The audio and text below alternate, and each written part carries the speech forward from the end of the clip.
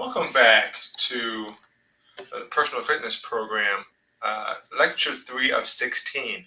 We now want to go through and understand some of the results from your assessment to get you going on your individualized program. We're going to quickly look at the categories. Now in this course, we're going to focus primarily on the positive health measures of athletics, fitness, wellness, and health. There's another subset dealing with disease, hospitalization, and death, but we're not going to touch on those as much because this course is about optimizing some of your health and wellness goals. People understand in the four categories, health, wellness, fitness, and athletics, that these individuals look very differently and have very different capacities. You can look at the athletic body ranges ranging from 5 to 10, 12%. We know that athletes tend to look very different than people in the normal population. And then we have, healthy, fit people who exercise. They're somewhere between 12 to 19%. Again, these individuals walk around with their clothes off, like on a beach or something like that, or if they wear something tight, you can see their body and say, wow, that person does something very unique physically. And then you have just generalized health. And these people, again, are thin, not obese. And then you have people who are diseased that are overweight and have an extra layer of fat that they need to manage to. And again, in female, it's the same, right? You can tell somebody in a bathing suit, somebody, in something tight, yoga pants, you can look and see the tone and the muscularity in these bodies. Now, one thing to note, obviously, that females have a higher body fat percent than male. And so, the most lean females are somewhere in the 12 to high teens, 13, 14%. As opposed to the guys can be down in single digits. And women have, a lot more additional body fat, with a guy being up around 30, 35, females almost 50%. So it's a very different standard as it relates to aesthetics, but you can look at somebody and understand quickly some of their daily behaviors and what they practice on a routine basis. Like I said, when we want to quantify and assess an individual's capacity, there's a long continuum between somebody who's close to death and an athlete.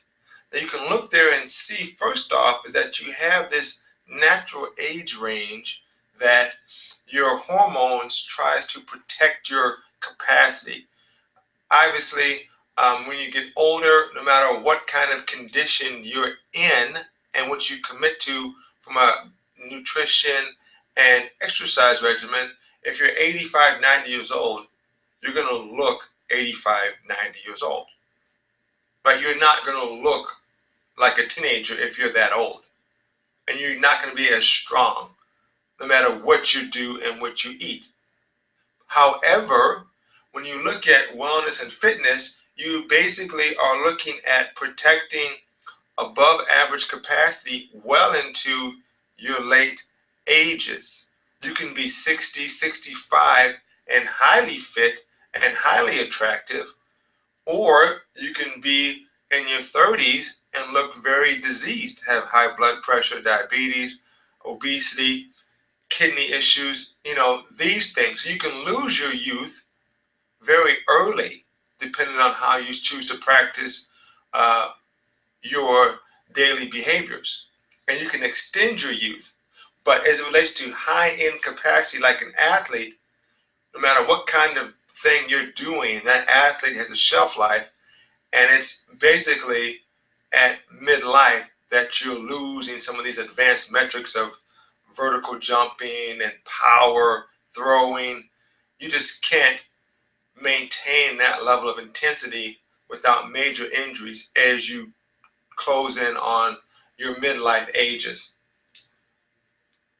So for our purposes, though, not only do these people look very different as they're aging, these bodies also have very different capacities. And because of that, you have different program design and different risks. So when you look at, this is just a limited metric, a table, and so you can see some of the measures that you can understand. Take, for example, blood pressure. We know a healthy blood pressure should be maintained no matter what you're doing. Just because you're adding muscle and working out aggressively, right, you should not lose your health. You should be improving your health.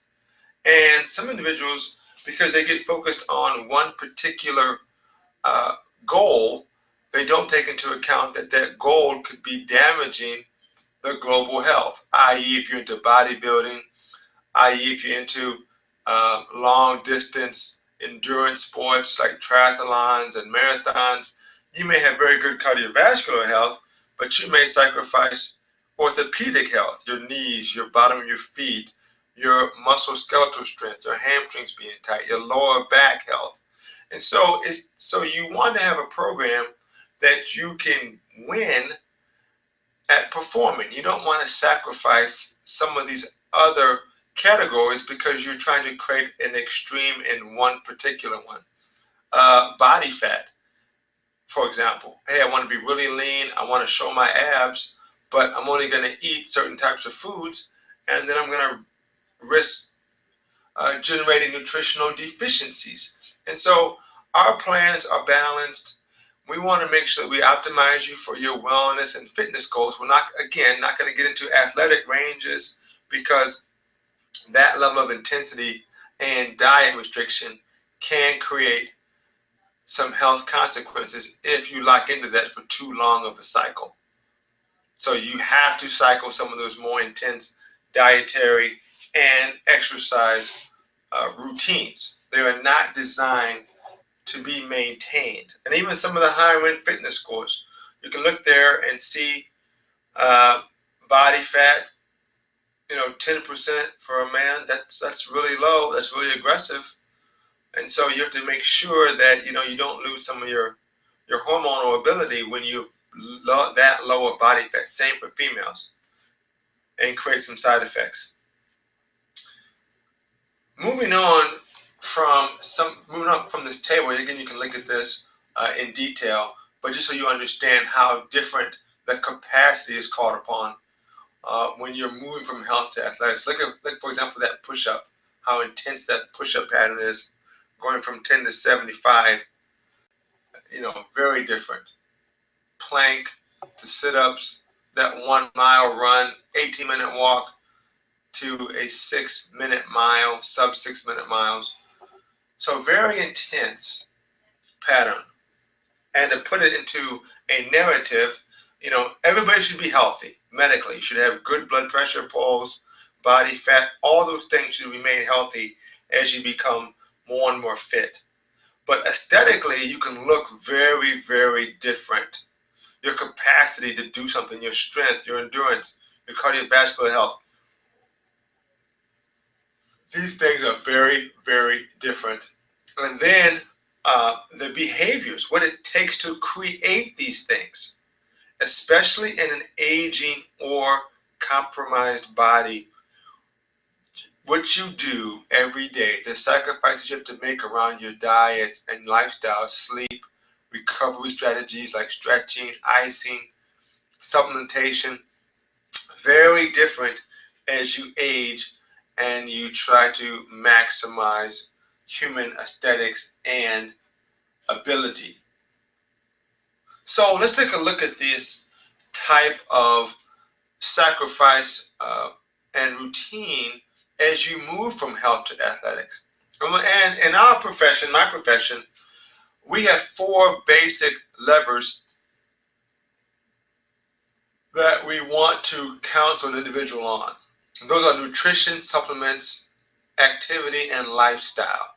So what we talk about are going to be interventions that are going to change your health and physical ability, but they're in these 4 different domains. So beginning with that, nutrition, probably one of the more talked about aspects of health and wellness. as you want to improve your health, the science is very clear on what you have to do that. And it basically comes down to getting rid of these high sugary drinks, like soft drinks and all these ices and beverages like that. And then the processed foods, the sugar, the sodiums, the canned foods, the packaged items, the prepared microwavable type foods. These foods do tremendous damage to organs and hormonal health. And we'll talk about how they do that in the next lecture. But it's very clear on, if you want to maintain your health, you have to severely restrict the amount of foods that you eat from those different categories. And then the second aspect is the commercial meat. So the commercially processed meats, again, the science is very clear that when you limit that food source, your health improves. Now, I'm not saying that meat is bad, because if you ate organic grass-fed meat, you could eat a pretty significant concentration of meat. I eat a lot of meat, but I paid a lot of money for the protein that I consume. One, because I enjoy eating meat, and I want to maintain my weight and body fat, and so I don't want the extra hormones and antibiotics that commercial meat possesses. And so, again, to be clear, meat itself is not bad, but the aspects in the meat that you want to limit are the antibiotics, the growth hormones, those estrogens to make these animals grow faster and larger. That's what creates the negative health consequences. Supplementation, it's very clear. Again, supplements are not going to make you healthy if you have foundational nutritional deficiencies. You have to eat high quality food. That's the key. You can't eat McDonald's and take a multivitamin and think you're going to get ahead of the curve on that. That's simply just not going to improve your health in a global way. However, one of the more researched of vitamins is vitamin D. And actually, it's not technically a vitamin. It works more like a hormone in the body, because vitamin D actually is made from sunshine.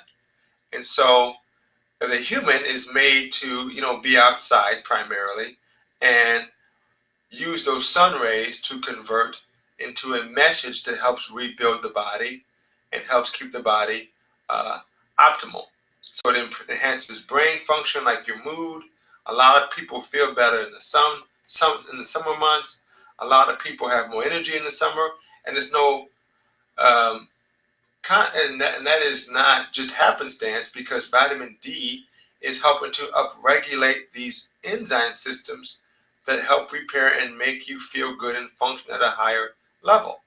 So without getting that, the body tends to go into these alternate patterns of breakdown and depression, and so you want to check your vitamin D.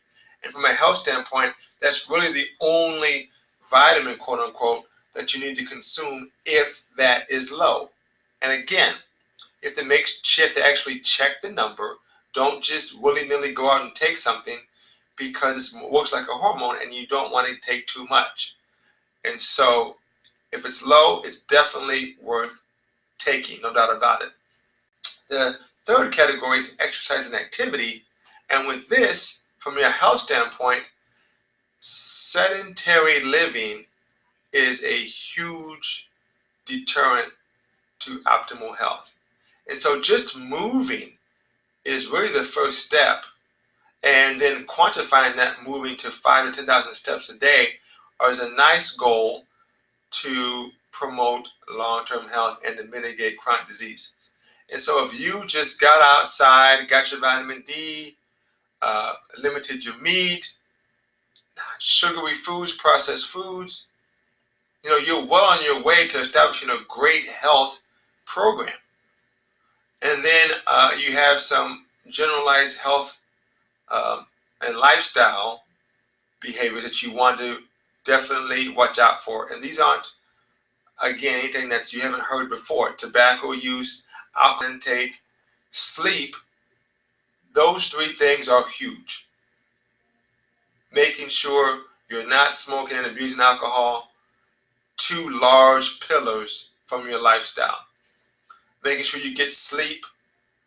That's where the body recovers. That's where the body burns fat. So without that, you're going to have a hard time maintaining weight, repairing any type of damage that occurs during the day, detoxing yourself from a lot of pollutants. So you want to keep those things top of mind. The last part of the lifestyle is definitely the actual meal intake. And from a health standpoint, because you're not working out aggressively, you're not breaking down your protein and burn up a lot of energy, you don't need to consume a lot of snacks and, 2 to 3 or 4 or 5 meals a day. It's really 2 to 3 meals a day. The only food you want to consume. You want to keep that insulin low, and we'll talk about why these things are the case in the next lecture. But in a generalized way, you want to limit the food intake periods throughout the day to keep your hormones as balanced as possible. The last component of lifestyle is your stress management, and that's recovery. And so you don't want to use alcohol and food to recover. You actually want to use alternative practices such as meditation, prayer, stretching, Epsom salt soaking in a bath.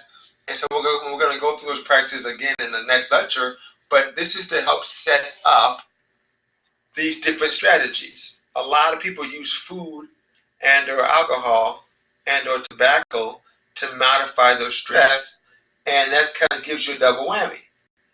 As the stress is happening, you don't want to, again, do a negative behavior because of that. So moving on to wellness, and with wellness, it, again, is in all of these strategies, do not think of them as perfection. It simply is a perspective, not perfection. It's what you do most of the time. So could you have a dessert here and there? Yeah, you can. But should you have soft drinks and avoid water? Should you have a bunch of processed fruit juices with high sugar? No, you should have mostly water, a tea, black coffee, these substances, and not the sugary laden drinks, these coffee lattes and all this other stuff. Again, with the processed food, could you have a microwave dish every once in a while? Yes, but you can't live on canned food, packaged foods. We are living organisms, and living organisms need to consume other living organisms, otherwise they break down. You need nutrients from other living things to keep your system alive. It's just that simple. And so when you become more and more well, more and more healthy, what you're doing is taking in higher concentrations of fresh vegetables, fruits, beans, i.e. plants, fresh quality meats, seafoods, fish, organic, grass-fed animals, right? And you're limiting the intake of those other low-quality food sources to the point that you're not consuming them at all. That's the highest level of nutrition, right? A plant-based, organically grown, grass-fed animal diet. Supplementation-wise, again, because seafood can be expensive and hard to access, you might have to take omega-3s, DHEA and EPA, to give yourself optimal concentrations. Depending where you live, depend on your budget. If you can get fresh seafood, then fine. You don't need it. But if you can't, you may have to supplement your diet at this stage, with omega-3s.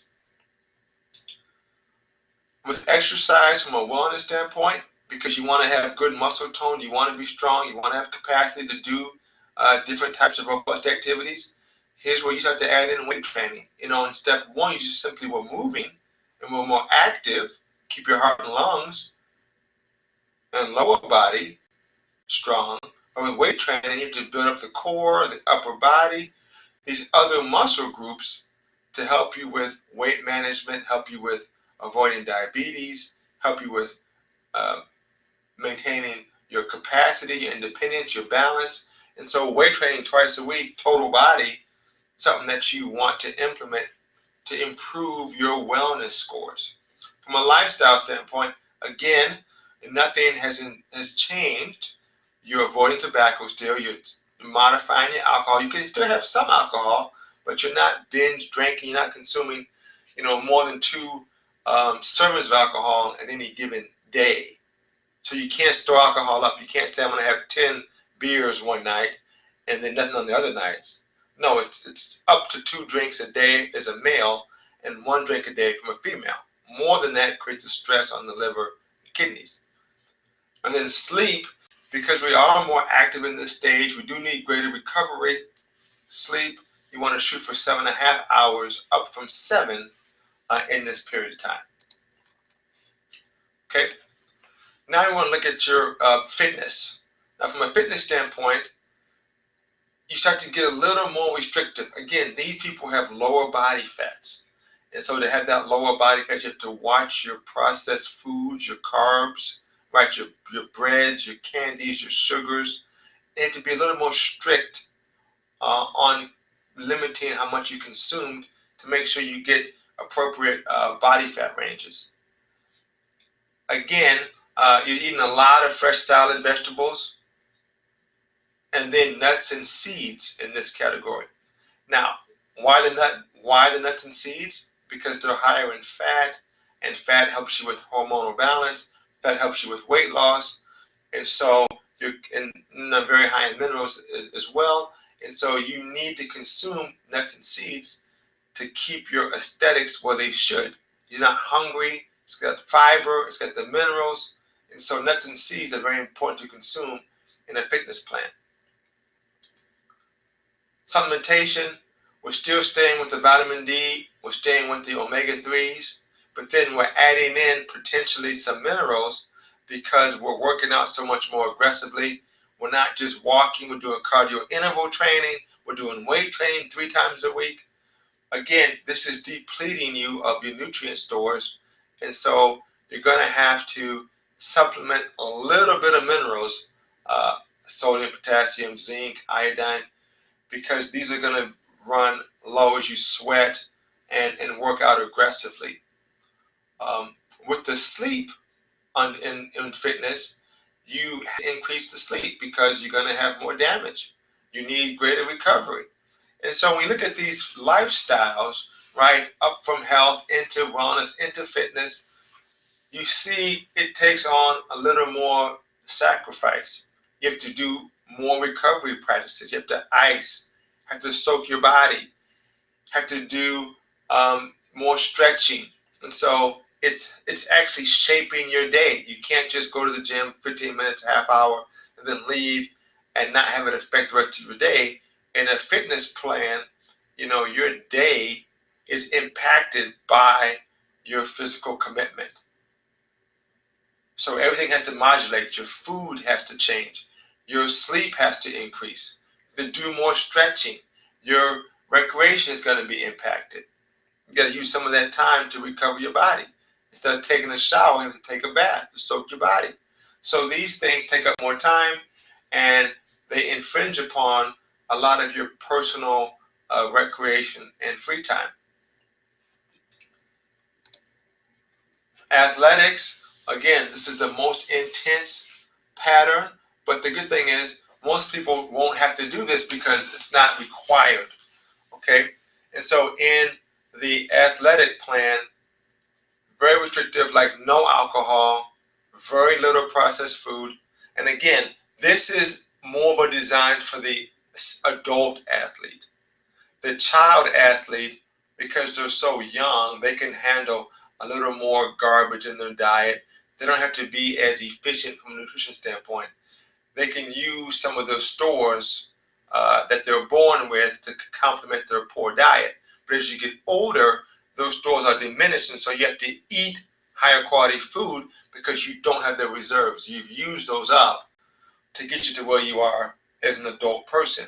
So you need, as an adult athlete, college athlete, somebody who's doing marathons, or my triathlon clients, these people have to have a very high quality diet, or they're going to have a lot of injuries and not recover from their long runs and weight training sessions. They're going to plateau and not be able to increase their performance.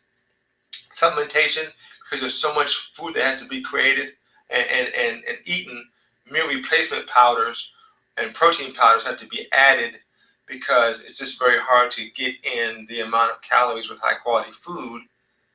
Vitamin D isn't a problem. Omega-3s supplements can still not be a problem, but the food intake, now you're consuming 3 to 4 meals a day every day, and so to avoid having negative choices, you want to consume high quality meal replacement or protein powders. The weight training is more intense. It's 4 days up from 3 days. The cardio interval training is more intense. It's longer in duration. And so you're going to have to recover a lot more in this phase. The sleep is higher. Again, almost a third of the day you're sleeping. You need that to recover from your intense physical regimen.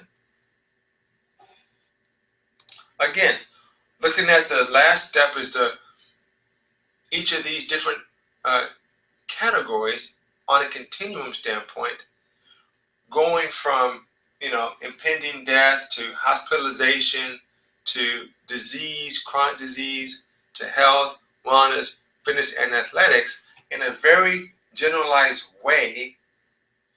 If you're not where you want to be, you start nutritionally by increasing fresh vegetable intake, increasing nut and seed intake, increasing your water intake, and then decreasing the sugar calories, the processed food calories, the alcohol intake. That's what you want to focus on from a nutrition strategy. Supplementation, if you're not where you want to be, you want to check your vitamin D. Make sure your vitamin D is optimal. Make sure you're getting enough omega-3s. These are very strong messengers in the body, and they help regulate ideal aesthetics and ideal hormonal balance. Taking in all this vegetable fiber, it might upset your stomach, so you may need digestive enzymes to break all those nuts and seeds and green vegetables down to avoid upset stomach. You might have to go on enzymes for a period of time until your body gets used to it. And then if you're an athlete, you might require additional minerals and meal replacement depending on how aggressive you tend to exercise. From an exercise activity standpoint, you start out with a good walking program and flexibility routine to recover from the walking. And then you move into from walking to jogging to running to interval training, where you're doing sprinting or bike sprints or hills or stairs. And then you move into intensified resistance training, where you do a couple days a week, full body, and then you break the body into different groups and you really attack different segments of it to really promote development. Upper body one day, lower body one day, break the upper body into chest and back, shoulders and arms, different splits, working abs one day, legs one day, hips one day. And so you're really intensifying and increasing the commitment as you move from general health, from wellness to fitness to athletics. You're really intensifying the commitment and duration of your physical program. Lifestyle, again, moving from health to athletics, you're increasing your sleep. The sleep hours has to go up. Your body has to recover. It has to increase growth hormone production, needs to repair the protein, and it does it when you sleep. So without sleep, you really can't progress effectively. This is especially true for people who are older and have diminished growth hormone levels. Again, you never want to have tobacco. Tobacco is never used in any of the phases. So that's something that you have to get rid of if you're doing that immediately. That should be a focus because you just can't be healthy long term if you abuse and use tobacco. Alcohol, intake of alcohol definitely has to be moderated, if not avoided, in the higher levels of athletics. Right? You can't be a senior athlete and aggressively drink alcohol. The two just don't mix. And then you look at meal intake. That's variable depending on your goals and what stage you're on. You don't want to snack. You want to consume anywhere from 2 to 4 meals a day, depending on what kind of physical commitment that you have yourself in. And then lastly, your recovery practices, going from stretching to massage to meditation to icing.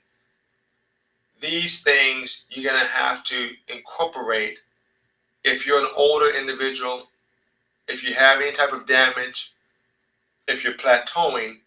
You're going to have to use more and more recovery to make sure your body can keep progressing as you intensify your physical plan. Okay, thank you very much. Lecture 3 of 16. Looking forward to lecture 4. We actually break down until we provide some more understanding on why we recommend these different interventions and how they impact your physiology in a positive way.